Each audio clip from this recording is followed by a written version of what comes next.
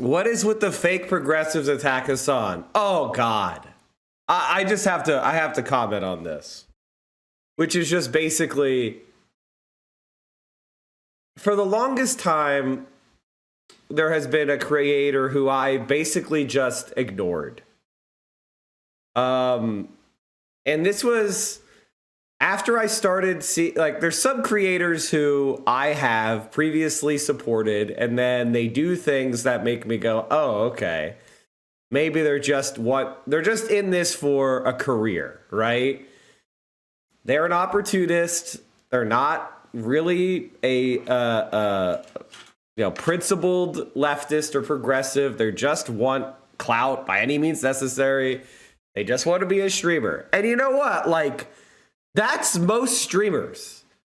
Most streamers don't have principles about streaming. They just want to have a job where they get to be on the computer all day, okay? It has nothing to do with caring about any of the things we talk about, or politics, or law, history, whatever. They don't give a shit about any of that. They're going to say whatever you want them to. They're desperate to sell out. They're desperate. Just let me be on the computer. And whenever I figure out somebody is that kind of content creator, I stop talking about them. And I just kind of let them die out because, and it's because in the past, when I would call people out for directly being pieces of shit and having the evidence, I learned that clout and perceived clout is what matters the most to many creators. And that kind of bothered me. And so, I disassociated from a lot of other content creators at that point. You probably noticed that. I don't promote a lot of other leftist streamers. There's a few that I do, but for the most part, I stick pretty close to my vest.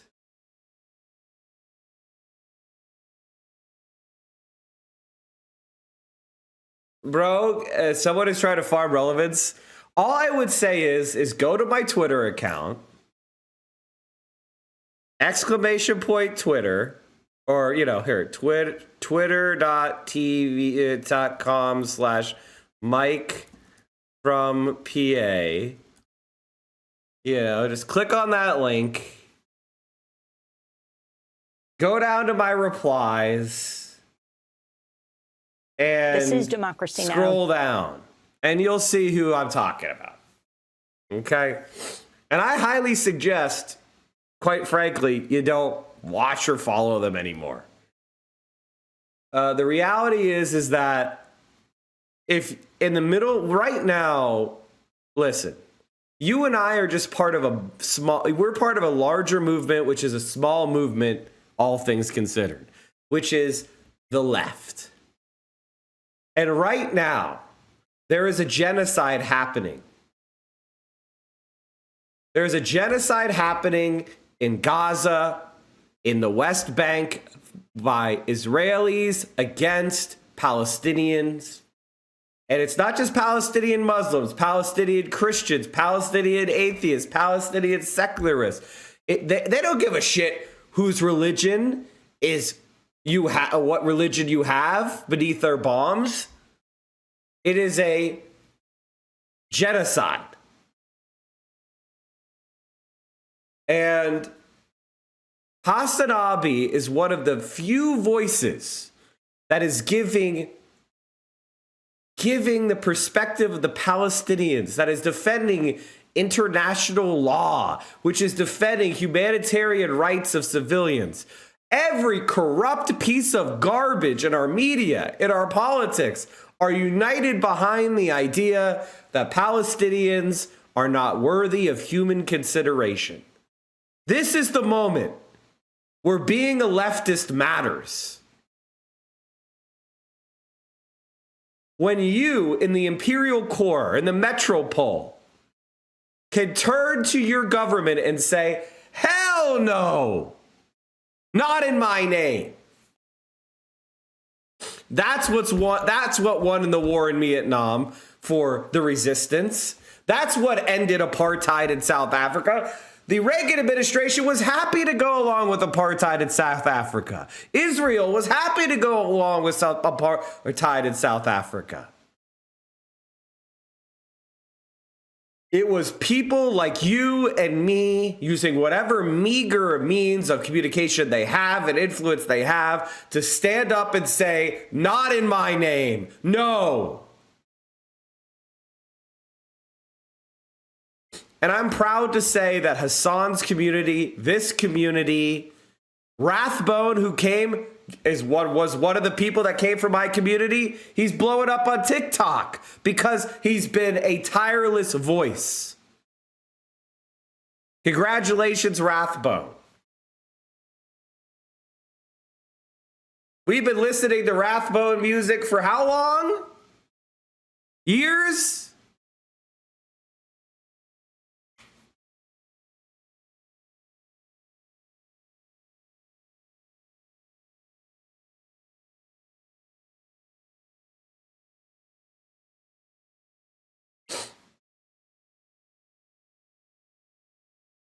And what is happening is look at this video we're about to watch.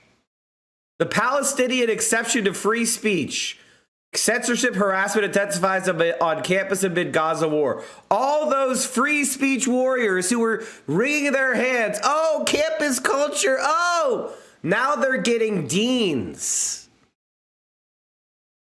to go after students. They're doxing people. They're having trucks show up outside their homes.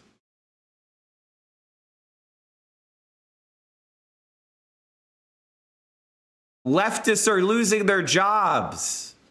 The president of the NYU was basically of a law school class, was thrown out.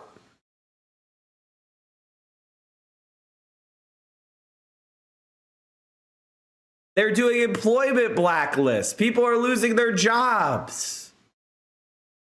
The oppressive hand of the state, of our media, of the right wing in this country is reaching down to say, yes, there will be a genocide and you better support it or else. Now, I have always talked to you frankly about the risks of being a leftist. I have talked to you before about the Communist Registration Act and CONINTELPRO and the FBI surveilling Black Lives Matter and the police putting in moles in DSA. I've talked to you frankly about the long history that this country has of active oppression, of not sitting the first socialist elected to Congress. They just didn't let him sit in his seat. They refused to accept him. His name is Vic Berger. We also known as the sewer socialists of Milwaukee. I've talked to you about Eugene Debs going to prison for protesting World War I. I talked to you about, you know, the phrase fire in a crowded theater. The First Amendment doesn't apply to fire in a crowded theater. You know who that was for? To put Jewish socialists in prison for protesting World War I. That's the fire in a crowded theater. We have talked about these issues, and I've been open with you about this from the beginning. I've told you to be smart.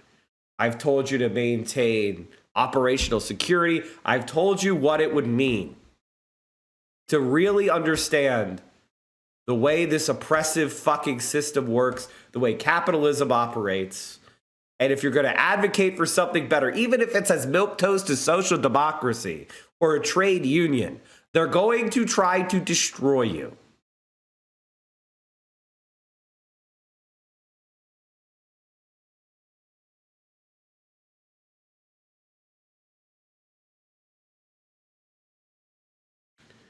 And so when I see people, this is the moment where people demonstrate their quality. Some people have succeeded beyond my wildest dreams. Summer Lee, Cori Bush, to a lesser extent, AOC, Rashida Tlaib. There have been some real amazing leaders. And there have been people that have disappointed me. Some more than others. Some, like Bernie Sanders, have been weak. Others have been outright supporters of genocide. And I know why.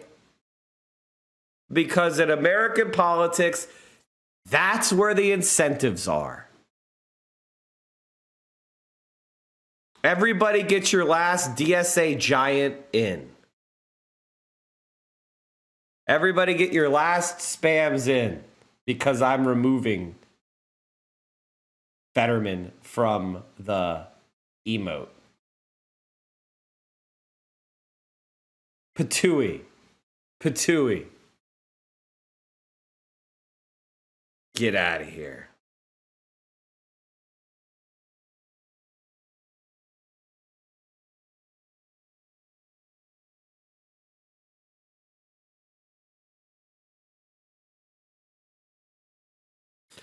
To be frank, Fetterman never hid the fact that he was pro-Israeli government. I know he did it. I talked to you about it.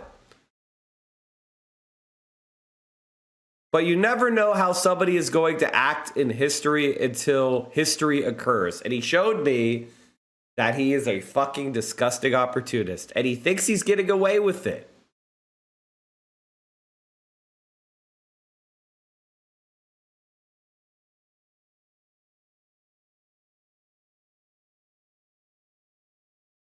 And it's really disappointing.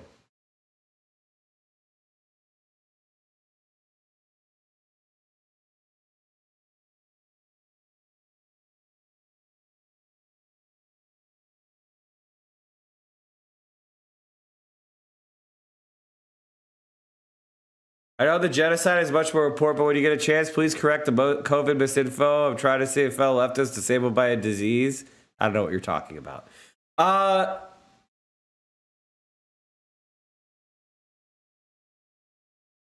Giga Haas.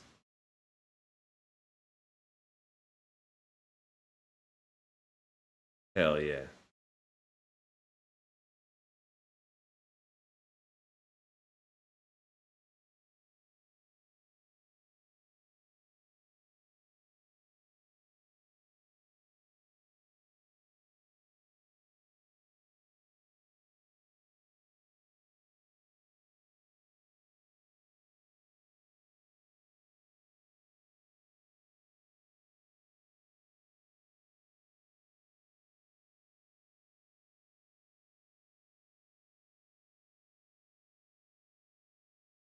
Looks like we don't have GigaFed anyway.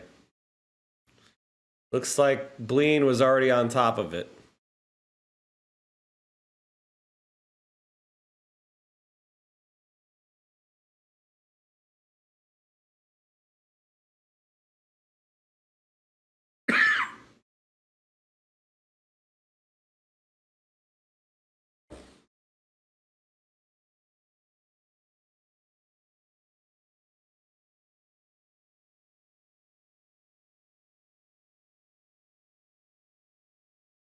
Oh, wait, maybe it's my channel. Oh, damn it.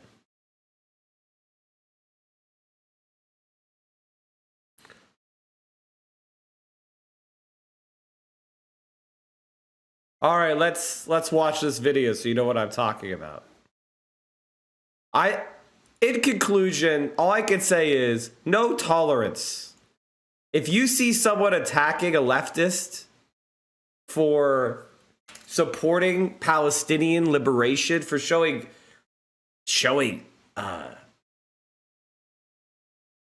solidarity with the Palestinian people, I'm talking about JT from Second Thought, has been an unbelievably clear voice during this crisis. I don't agree with everything he said or everything he phrased, but I have critical support for Second Thought right now because he is one of the biggest creators and he's out there fighting against fighting against this genocide.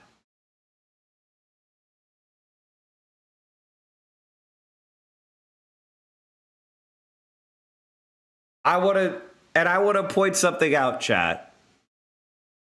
This has to be a line in the sand for you.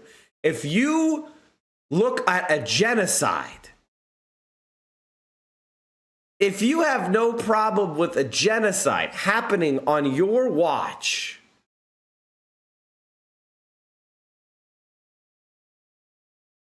you are a disgusting rat.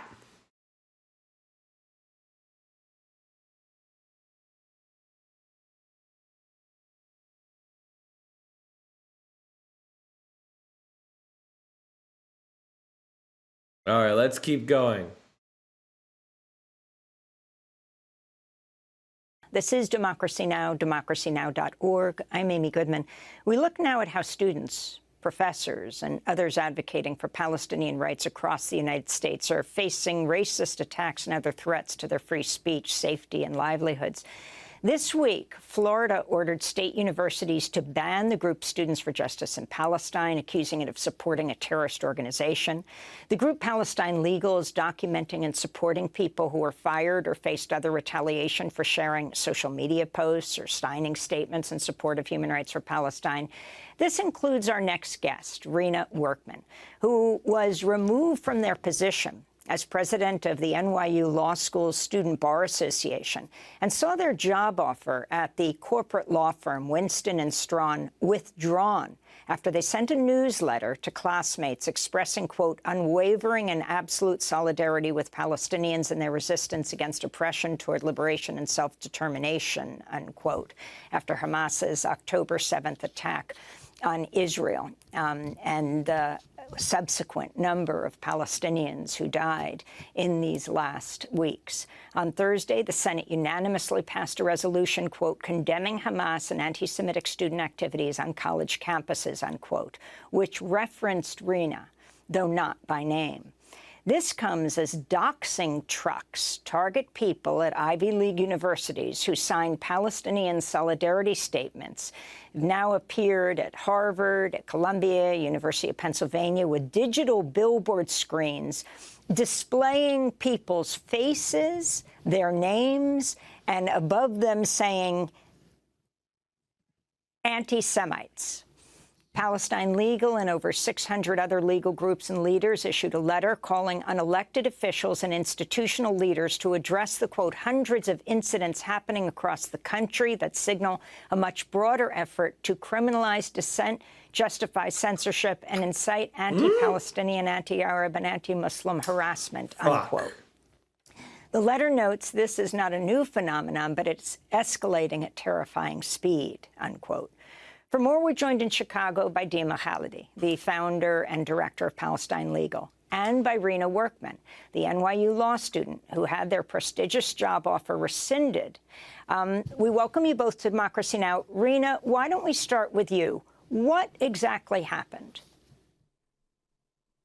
Hi, thank you so much for having me.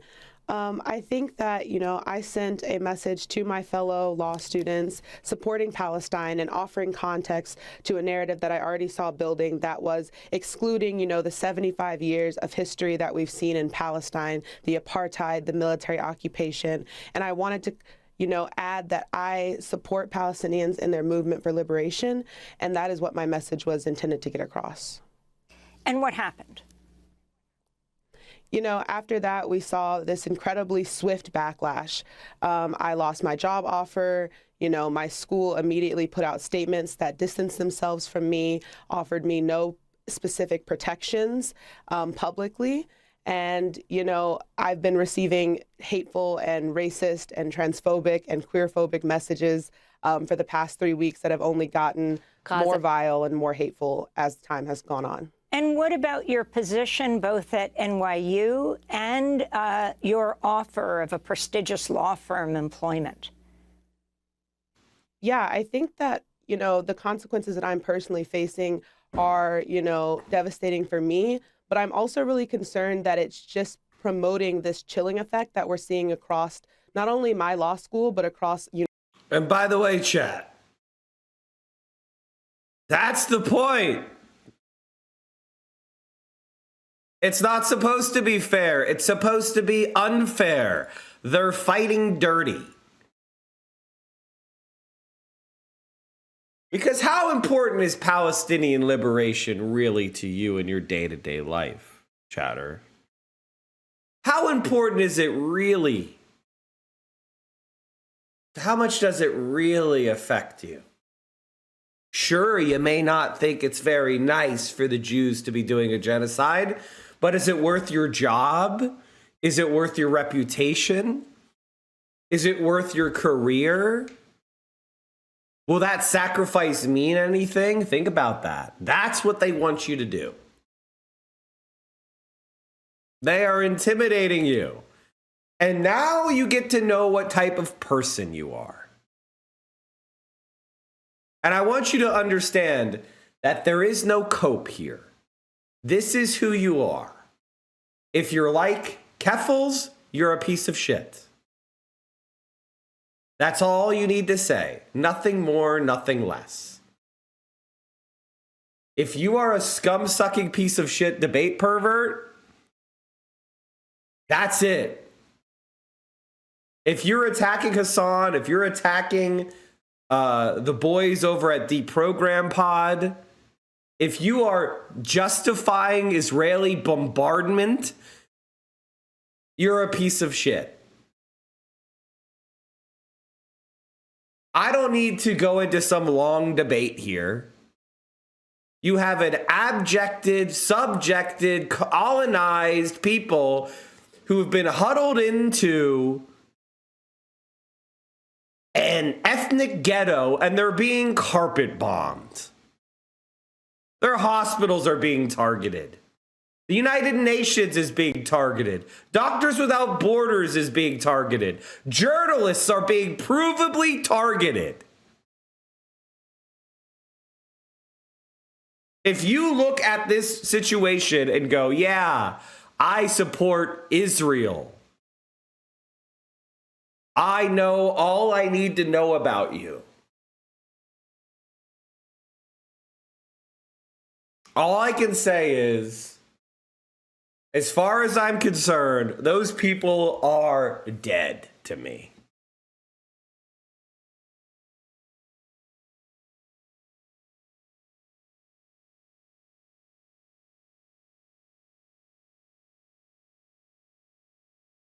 And I say this once. Let them make their video, let it get 15,000 views or whatever pathetic shit. My favorite thing is that I have been a successful creator without having to compromise myself at all, without having to do anything I don't want to do, without having to sell out anything that's important to me. I haven't had to sniff disgusting, vile pieces of shit. And the reality is that there is an old saying, birds of a feather. Birds of a feather flock together. I ask you to judge me by my enemies and judge me by my friends. Would you rather have Hassan and Caroline and Sam Cedar? Or would you rather have you-know-who, disgusting debate perverts? It's very, very simple. It's very, very simple.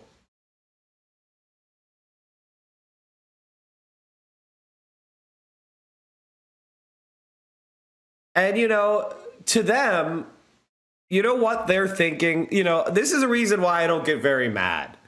Because materialist analysis explains it to me. When you're not very smart, when you don't have any talent, when your life before streaming was basically nothing, I understand why they're desperate. for relevance. I understand why they will make themselves political TMZ, or they will throw any principle they once claimed to have under the bus. They will spit on their friends, backstab their friends, trash anybody with clout just to get secondary attention.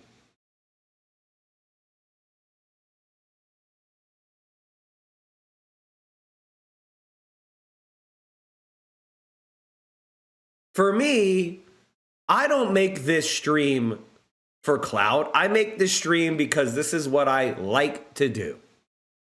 The fact that people have come and watched and agreed with me and began organizing in their own lives. I just got another letter today about somebody who wrote their PhD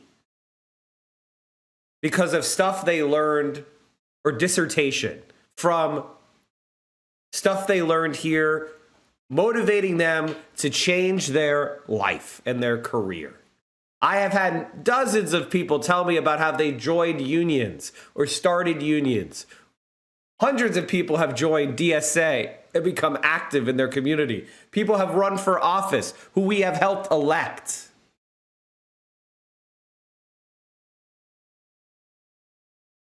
That is what I'm here for. I don't come on and do this stream because I'm trying to get a job. I come in and do this stream because if I didn't, I'd be saying the same thing at a wall. This is me needing to express myself and attempt to change, to alter the path of the world in the smallest way that I can.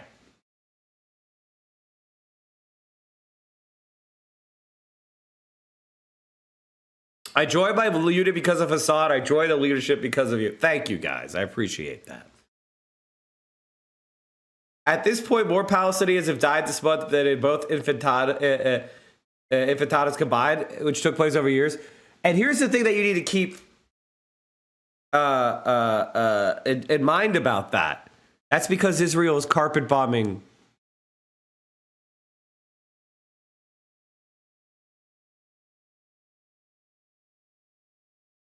Infitada. I can't ever say it. I got an idea for your YouTube channel. You should do pre-recorded interviews so that people have sent you these messages like testimonials. I mean, sure. Intifada. There you go. Oh my God. I'm sorry, chat. Intifada. I know how to say that. My brain is still COVID fogged. Intifada. God, I've said it a million times. Thank you, chat. Cosmos84. But you get my point. Is these people are scum because they don't matter. They really don't matter. And they have nothing, and so there's a desperation here. I want to just say something. Whenever there's a new leftist creator who I think has some talent or I'm interested in, I go and talk to them. I message them and say, hey, I'm a fan of your work. Good job. And I try to offer mentorship or friendship. And I oftentimes give them a little bit of, fatherly advice. Because I'm an old man. I've been around the block. I've seen what could happen to people. And there is one person who listened to all of my advice and did the exact opposite on every point. And I have never been more disappointed in a person than that.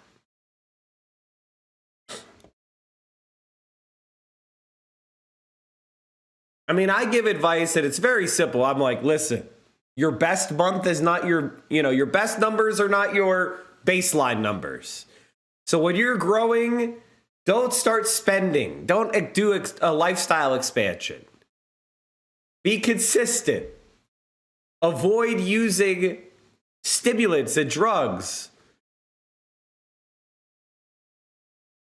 Make sure you have a sustainable streaming schedule.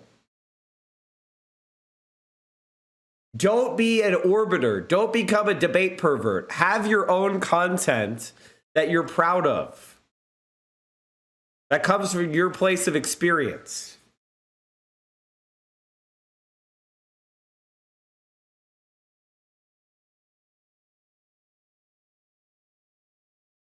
And this is the type of shit that, and then I try to talk to people about strategies of, how do you make this a living?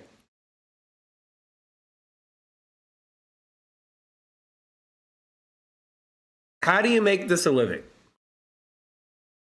And my last and final piece of advice is this: drama money doesn't pay.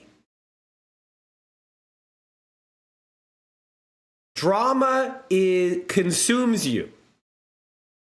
It doesn't build a community around you. Unless you want to make your community reporting on drama 24/7, if you want to make your community a vile cesspit that everybody hates, you're never going to succeed with drama. You make it what feels, it's a sugar high.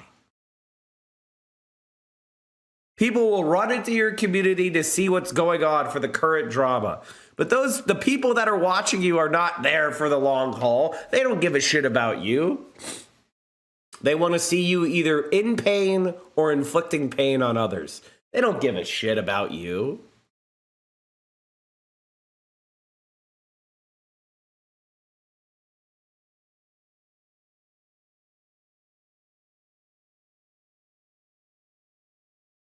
Some people get that. Some people, they have a good stream where they get triple what they normally have because it's drama.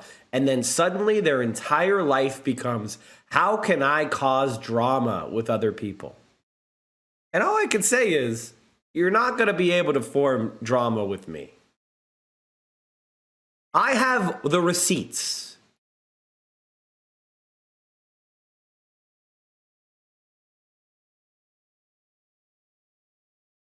Drama cloud is like a viral tweet. People look at it and then fuck off. Exactly.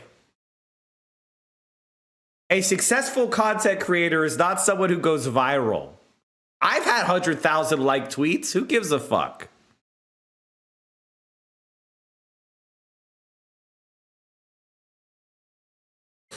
You need to find yourself a community of 10,000 people that care about you.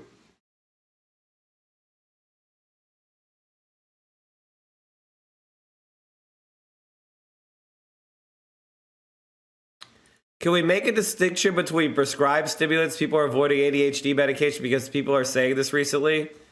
I think that you should use your prescribed medications, but you should be aware of the dependency and the addictive nature of some stimulants.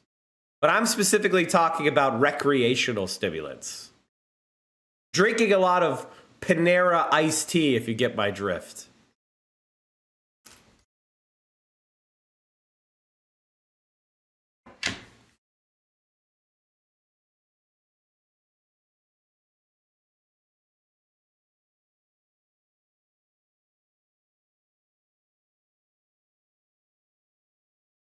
Thank you, L. Bob.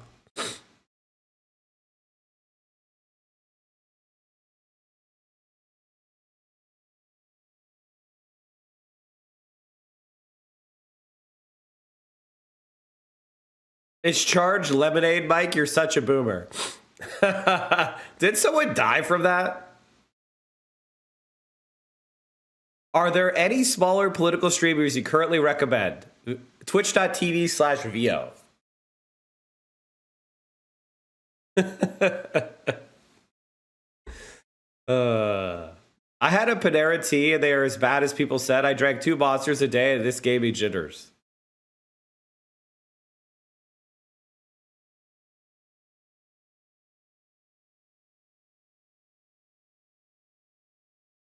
All right, let's keep going.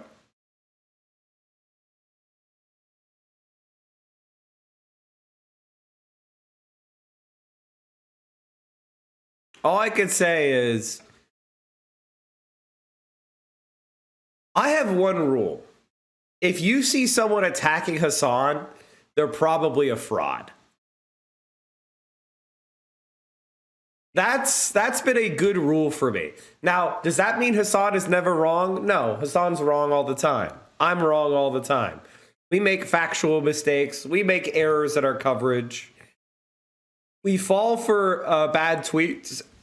But the one thing that separates us from many other people is we always correct. And by the way, there isn't a single commentator or news institution that doesn't do the same. That's why every newspaper has a correction section. Because even if you're trying, and with your heart of hearts, to always be correct, you never will. So it isn't error that makes someone unreliable. It's their inability to correct error or their denial of error that makes someone a fraud.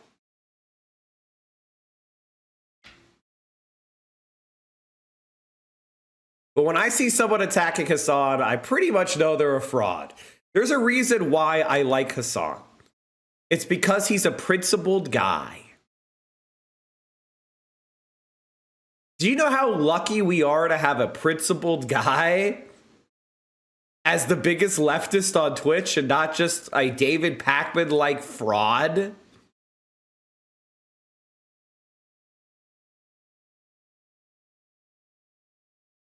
When I disagree with Hassan, it's a matter of a disagreement on tactics or maybe ideological difference. But it's coming from a principled place.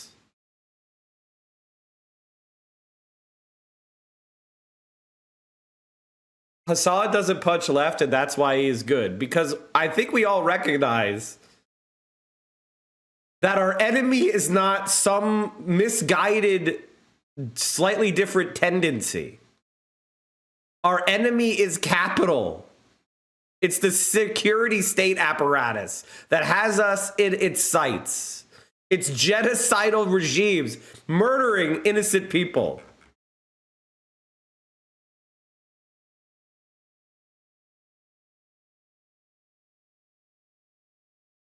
Hassan is just a quick mistakes, as you both have with the hospital story.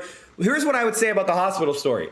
The hospital story went from, we're 100% sure Israel bombed the hospital, to we suspect Israel bombed the hospital, but wasn't a major hit, and we know why the error happened. The 500 deaths was a mistranslation from 500 casualties. Casualties doesn't mean deaths. Casualties means deaths, injuries, or missing. That's what casualty means. Somebody translated 500 casualties at the hospital to 500 deaths. And it seems very likely, at least according to the most up-to-date information, that it was probably a strike from the direction of Israel, according to both the New York Times and Al Jazeera's independent investigations. Now, we don't have positive determination that Israel was at fault. But the balance of probabilities at this point is that Israel was at fault.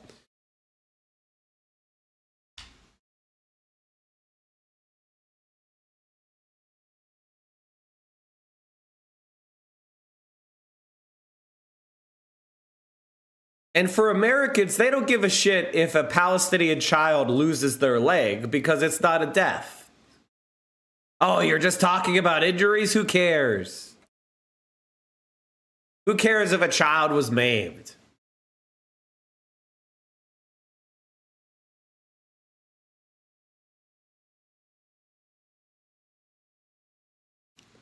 Wasn't it fallout from an Iron Dome interception? No, that's what the New York Times debunked.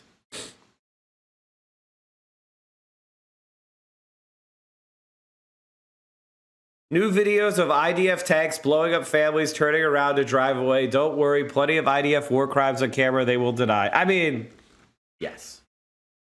I can't independently verify those videos, but I can tell you right now that as I've been saying, where is this ground invasion? Where is this ground invasion? They keep threatening a ground invasion. Where's the ground invasion? I thought they wanted to go rescue the hostages and destroy a bomb. Where is it? Sounds like they're getting stopped. I guess we'll find out.